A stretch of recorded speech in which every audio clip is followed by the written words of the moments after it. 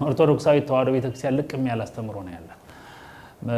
ከልክ በላይ መብላትና መጠጣትን ተከትሎ የሚመጡ አላስፈላጊ መዝረክረክ ልክ አይደለም። ክርስትናን አይገልጽም፣ ክርስቲያናዊነትም አይደለም፣ ካህናዊነት አይደለም፣ መምህራዊነት አይደለም፣ የቤተክርስቲያን አገልጋዮችንም አይገልጽም። የቤተክርስቲያንም አስተምሮ ይሄ አይደለም። ከግብዣው ልክ እና አይነት ጋራ በተያያዘ ምን አይነት ግብዣ ነው የሚጠጣው፣ ምንድነው የሚበላው፣ ምንድነው የሚመስለው የሚሉ አይነት ነገሮች ጥያቄ ውስጥ መግባት የለባቸው። ገብረ ሰላም ማለት ገብረ ሰላም በመስቀሉ ይለዋል። ኢየሱስ ክርስቶስን እጆቹን ዘርግቶ መስቀል ላይ ሰላምን ሰብክ፣ በተግባር ሰላምን የሰበከ የተግባር የወንጌል ሰባኪ የምንለው መድኃኔዓለም ነው። ሰውና እግዚአብሔር፣ ነፍስና ስጋ፣ ሰማይና ምድር ሰባቱ መስተጻረራን የሚባሉ አሉ። ተጣልተው ለ5500 ዘመናት የኖሩ እነሱ የታረቁበት መስቀል ስለመሆኑ መስበክ ያለብን በዚህ ሳምንት በዚህ ወቅት እንደሆነ ይነገራል።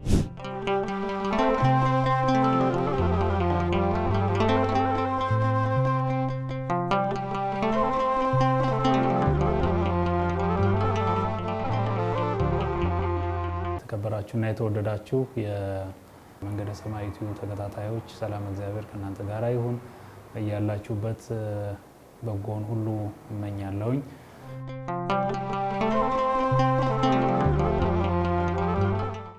ሁለተኛው የተከበራችሁ መላ ኦርቶዶክሳውያን ገብረ ሰላምን በሚመለከት ነው። ገብረ ሰላም ምንድነው? ገብረ ሰላም ያጸድቃል ወይ? ገብረ ሰላምን በሚመለከት የሚደረጉ ግብዣዎች ምን መምሰል አለባቸው? ገብረ ሰላምን በሚመለከት የገብረ ሰላም ስነ ስርዓት ተካፋዮች አስፈጻሚዎች የሚመለከታቸው እነማንን ነው አይነት ጥያቄዎች ይነሳሉ። በተለይ በገብረ ሰላም በሚፈጸም ስርዓተ ገብረ ሰላም በሚፈጸም ሰዓት የሚከናወኑ አንዳንድ መንፈሳዊያን እና መንፈሳዊ መሰል ተግባራት ስህተቶችም የሚፈጸሙ ስላሉ ጥያቄዎች አሉ። በእነሱ ዙሪያ መብራሪያ ለመስጠት ገብረ ሰላም ማለት ገብረ ሰላም በመስቀሉ ይለዋል። ኢየሱስ ክርስቶስን እጆቹን ዘርግቶ መስቀል ላይ ሰላምን ሰብክ፣ በተግባር ሰላምን የሰበከ የተግባር የወንጌል ሰባኪ የምንለው መድኃኔዓለም ነው እና እሱ በዕለተ ዓርብ በመልዕልተ መስቀል ሰላም ላልነበረው ትውልድ ሰላምን አውጇል። ሰላም ለናፈቀው ለተጠማች ነፍስ ሰላምን ሰጥቷል። በመስቀሉ ነው ሁሉ ያደረገው እና ወገብረ ሰላም በደመ መስቀሉ ይለዋል ሐዋርያው። በደሙ ፍሰት በተቆረሰ ስጋው በፈሰሰ ደሙ ስጋው በተቆረሰበት ደሙ በፈሰሰበት ቅዱስ መስቀል ሰላምን እርቅን አድርጓል። ሰውና መላእክት ነፍስና ስጋ ሰማይና ምድር ተጣልተው ይኖሩ ከነበረበት ከዚያ ሁሉ እርቅ ፈጽሟል። ሰውና እግዚአብሔርም ተጣልተው ነበር እና ከዚያ ከነበረው ጥላቻ የተላቀቅነው እርቅ የሚባለው ነገር የመጣው በመስቀሉ ነው። ያን ምን ሰብክበት ወቅት ነው። በዓለ ሃምሳ ማለት ከስቅለት ኢየሱስ ክርስቶስ ተሰቀለ ካልን ጀምረን አረገ እስከሚለው ድረስ ያለው ወንጌላችን ሰላምን በሚመለከት ሰውና እግዚአብሔር፣ ነፍስና ስጋ፣ ሰማይና ምድር ሰባቱ መስተጻረራን የሚባሉ አሉ። ተጣልተው ለ5500 ዘመናት የኖሩ እነሱ የታረቁበት መስቀል ስለመሆኑ መስበክ ያለብን በዚህ ሳምንት በዚህ ወቅት እንደሆነ ይነገራል፣ ተጽፏል። እና ይህንን የወንጌል አገልግሎት ለመስጠት ኦርቶዶክስ ተዋሕዶ ቤተክርስቲያን አገልጋዮች ብዙ ዘዴዎች፣ ብዙ አማራጭ አውደ ምሕረቶች፣ ብዙ ጥቃቅን አውደ ምሕረቶች ሁሉ እንጠቀማለን ሁላችንም። ያ ማለት ምእመናን ቤታቸው ውስጥ በተለያየ ምክንያት ከጠሩ ኑ ግብዣ አዘጋጅቻለሁ፣ ዝክር አዘጋጅቻለሁ፣ ዝክር እንዲሆን መስቀሉ ያስፈልገዋል፣ ጸሎት ያስፈልገዋል፣ በዚያውም ላይ ብለው ተጨማማሪ የሚያጸድቁ ነገሮች ሲኖሩ ወደዚያ ሲጠሩን 1 2 3 እና ከዚያም በላይ ሆነ እንሄዳለን። ማዕዱን እንባርካለን፣ የተቀደሰ እንዲሆን እንዘምራለን፣ እናስተምራለን፣ እንጸልያለን፣ እንባርካለን። ቃለ እግዚአብሔር በዚያ ቤት ይሞላል። መልእክተ እግዚአብሔርን በዚያ ቤት እናስተላልፋለን እና ገብረ ሰላም ማለት ምእመናን ያላቸውን አዘጋጅተው ውሃ፣ ቁራሽ ምግብ ያላቸውን ጥሬ አዘጋጅተው ካህናቱን፣ ሰባኪያኑን፣ ሊቃውንቱን፣ አገልጋዮችን በአጠቃላይ ኑ ቤታችን ባርኩ፣ ቤታችን ውስጥ ወንጌል ስበኩ። ሁልጊዜ አውደ ምሕረት ውስጥ ወንጌል መሰበክ እንዳለ ሆኖ ኑ ደግሞ ወደ ሰፈራችን ውረዱ፣ የእናንተ መስቀል ያስፈልገዋል ለሰፈራችን፣ የእናንተ ወንጌል የእናንተ ድምፅ የክርስቶስ ወንጌል ያስፈልጋል እና ወደ ሰፈራችን ኑ ብለው ግብዣ ሲያደርጉ ጥሪ ሲያስተላልፉ ካህናቱ አምመው ጠምጥመው የክብር ልብሳቸውን ለብሰው ወደ አንድ የተዘጋጀ የሚበላ የሚጠጣ ነገር እንደየደረጃው ወደ ያለበት ሰፈር ይሄዳሉ። እንሄዳለን ሁላችን። ይሄ ተገቢ ነው።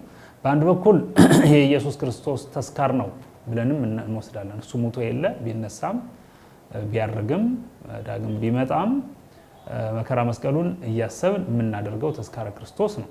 በሌላ በኩል ደግሞ ከዚህ ጋር ተያይዞ ምእመናንም የአምላኬን የመድኃኔዓለምን መሞት እያስታወስኩ በክርስቶስ በኢየሱስ ክርስቶስ ስም ፍኝ ውሃ ቁራሽ እንጀራ አዘጋጅቼ መዘከር ፈልጋለሁ ካሉ ያንን አጽዳቂ ስለመሆኑ መመስከር ማስተማር ያለብን እኛ በመሆናችን ቤተክርስቲያን አገልጋዮች እንሄዳለን። ለዚህ ይኬዳል ማለት። ስለዚህ ምን ሄድበት ዋና ምክንያት ለማስተማር፣ ለመጸለይ፣ ለመባረክ እግዚአብሔር የሆነውን በጎ ስራ ሁሉ ለመስራት ነው ወደ ምእመናን ሰፈር የምንወርደው። እንግዲህ ይሄ ነው መነሻ ነገሩ። ወንጌል ለማስተማር የምናደርገው ሐዋርያዊ ጉዞ ነው። በሐዋርያዊ ጉዞአችን መካከል የሚበላ ሲገኝ ይበላል፣ የሚጠጣ ሲገኝ የሚበላ ስለሌለ የሚጠጣ ስለሌለ በሚል ግን ወደ ሰፈር ወደ ምእመናኑ መንደር የምንሄድበት ሁኔታ መቋረጥ የለበትም። ለምሳሌ ሰዎች ይሞቱብናል፣ ሰዎች ይታመሙብናል። ሰዎች በደስታ ምክንያት በመከራ ምክንያት በሚያደርጉት ማህበራዊ መስተጋብር መካከል የቤተክርስቲያኒቱ አስተምሮ መቀላቀል፣ መግባት፣ መባረክ፣ ማስተካከል ይገባዋል። ያዘኑ ሰዎች ዘመዶቻቸውን ቀብረው ቤት ሲቀመጡ የሚለብሱት ጥቁር ልብስ፣ ፊታቸውን የሚነጩበት፣ ጸጉራቸውን የሚላጩበት፣ ደረታቸውን የሚደቁበት ሁኔታ አግባብ ስላለመሆኑ የቤተክርስቲያንን መልእክት ለማስተላለፍ እንወርድና እንሄዳለን። ጥቁር ልብሳቸውን አስወልቀን ነጭ ልብስ አልብሰን የሞተው ወገን እንደሚነሳ ትንሣኤ ዘለ ክብር እንደሚጠብቀው ሰብከን አይምሯቸውንም አስተካክለን አድሰን በቅዱስ ወንጌል የምንመለስበት አገልግሎት የሚሰጠው በድር ድንኳን ውስጥ ነው። ስለዚህ ወደ ድር ድንኳንም ይኬዳል። ገብረ ሰላም በሚል ሰበብ ወደሚዘጋጅ ዝክር ብቻ ሳይሆን ነው። ስለዚህ ከአንዱ ይሄ ስለሆነ በዚያ መንገድ እንግዲህ ምእመናን ያላቸውን ያቀርባሉ። የቀረበውን ማዕድ ስላበላን ስላጠጣን ብለን እናመሰግናለን። ከዚያ በኋላ ጸሎት አድርገን ወንጌል ሰብከን መልእክት አስተላልፈን ያ ቤት እግዚአብሔር እጆቹን ዘርግቶ እንዲባርክ ተመኝተን እንወጣለን ማለት ነው። በዚህ መካከል ምእመናን ወይም ያላቸው ሰዎች የሚያቀርቡትን ነገር ያቀርባሉ፣ ይባረካል። በዚህ መካከል እንደ ነቀፌታም ሆኖ እንደ ጥያቄም ሆኖ ተገቢ ነው አይደለም ከሚል አንፃር የሚነሱ ተገቢ ነው። ተገቢ የሚሆነው ሰው ፈቅዶ ወዶ አለኝ ኑ መምሮቼ ያስተምሩኝ ካህናት ባርኩኝ ብሎ ጥሪ ካስተላለፈ ምእመኑ ይኬዳል፣ እንባርካለን፣ እናስተምራለን። በዚያ መካከል ግን ከግብዣው ልክ እና አይነት ጋር በተያያዘ ምን አይነት ግብዣ ነው፣ የሚጠጣው ምንድነው፣ የሚበላው ምንድነው፣ ምንድነው የሚመስለው የሚሉ አይነት ነገሮች ጥያቄ ውስጥ መግባት የለባቸው። አለኝ ያለው ሰው ያለውን ያቀርባል። የኦርቶዶክስ ተዋሕዶ ቤተክርስቲያን ካህናት የምግብ ምርጫ አይመለከተንም። ይሄን አቅርቡ፣ ይሄን አታቅርቡ፣ ይሄ ይሆናል፣ ይሄ አይሆንም አይመለከተንም። አቅራቢው ያቀረበውን ባርኮ ለሚመገብ መስጠት ራስም መመገብ ነው። ቆርሰው የሚጎርሱ እጆች ብቻ ሳይሆን ወደዚያ ቤት መግባት ያለባቸው የሚቆረስ የሚበላውንም የሚባርክ መስቀልም መባረኪያው ቃለ እግዚአብሔርም ማጽደቂያው ወንጌልም አብሮ መግባት አለበት ወደዚያ ቤት። ጠግቦ የሚመለስ ሆድ ባዶ ሆድ ብቻ ሳይሆን የሌሎችን አይምሮ ሊሞላ የሚችል ወንጌልም ወደዚያ ቤት አብሮ መግባት፣ ይሄ በደንብ መሰመር ያለበት ነገር ነው። የተከበራችሁ ሊቃውንት፣ በተለይ በዚህ አጋጣሚ አባቶችም ጓደኞችም ወንድሞችም በየደረጃ ያላችሁ አገልጋዮች ሁሉ ወደዚያ ቤት ስንሄድ ለዚያ ቤት መዳን እንደሆነለት ለመናገር ነው። እግዚአብሔር ለዚያ ቤት ደሙን እንዳፈሰሰ ስጋውን እንደቆረሰ፣ እግዚአብሔር ለዚያ ቤት የፍቅር አምላክ የፍቅር መልእክት እንዳለው፣ የሰላም መልእክት እንዳለው፣ የፈውስ መልእክት እንዳለው፣ በተለያየ መንገድ ያዘነ የተከዘ የተጨነቀች ነፍስ በዚያ ውስጥ ካለች መረጋጋት እንዳለባት እግዚአብሔር መልእክት እንደላከ የምስራቹን ይዘን ነው። የምስራቹን ወንጌል ይዘን መስቀል መድኃኒተ ነፍስ ነው የምንለው መስቀላችን ይዘን ወንጌላችን ይዘን የምስራቻችን ይዘን እንደ ኖህ ጊዜ ርግብ የምስራቹን ለመናገር ነው ወደ ሰፈር የምንወጣው፣ ለሌላ ነገር አይደለም። ተጨማማሪ ጉዳዮች እኛን አይመለከቱ እና በሚቀርበው ግብዣ ምክንያት ጥያቄ ሊፈጠርብን አይገባም።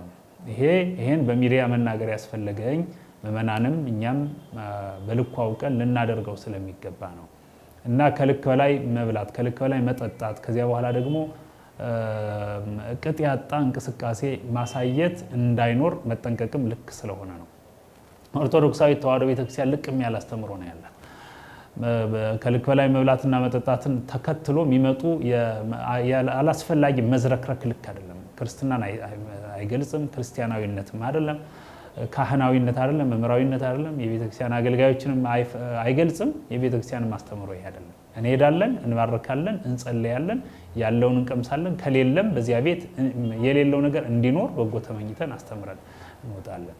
እና አንዳንዶቹም ነቀፌታ የሚመቻቸው ለጽድቅ ያልተፈጠሩ አንዳንዶቹ ኦርቶዶክሳዊትን ቤተክርስቲያን በማንቋሸሽ በማንጓጠጥ የሚደሰቱ ሰዎችም ያዩና እንደዚህ ናቸው ኦርቶዶክስ ካህናት እስኪሉ ድረስ መጋለጥ ልክ አይደለም።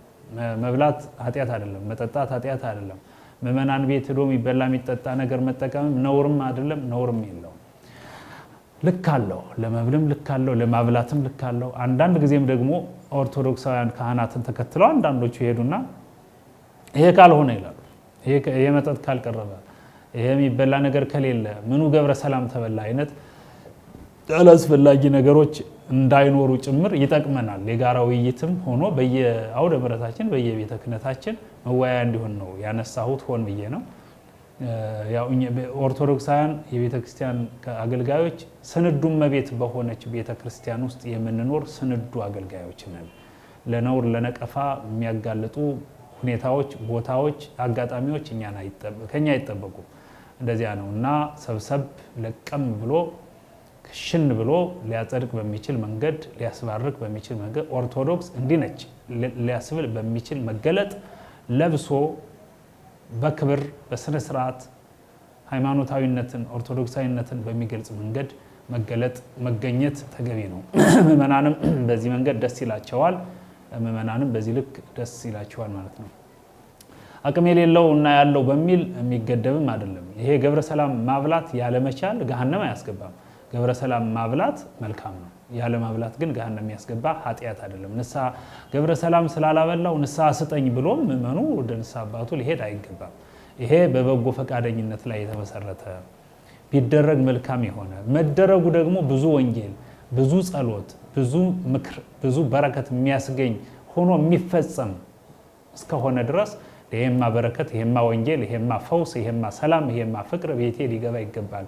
በካህናት መምጣት ያገኘሁት ብዙ ስለሆነ በሚል እምነት ምእመናን አምነውበት ሊያደርጉት የሚገባ መጀመሪያ ይሄ እንዲሆን መስበክ ማስተማር ነው። ከመሬት ተነስቶ ገብረ ሰላም ያላበላችሁ ውጉዝ ከማሪዎስ ማለት እንደዚህ አይነት አመለካከት ካለ ልክ አይደለም እና የተከበራችሁ ምእመናን በዚህ አጋጣሚ ካላችሁ አርጉት፣ አምናችሁበት አርጉት። ከሌለ ደግሞ የሌለ ሁለት ነገር ነው የሚኖር። አንደኛ ግንዛቤ፣ ሁለተኛ ገንዘብ። ገንዘብም ግንዛቤም የሌለውን ሰው ገብረ ሰላም ካላበላህ ገሃነም ነው የምትገባ ብሎ መናገርም እንዳይኖር ቀድሞ ለመናገር ነው። ካለም ልክ እንዳልሆነ ለማስረዳት ጭምር ነው።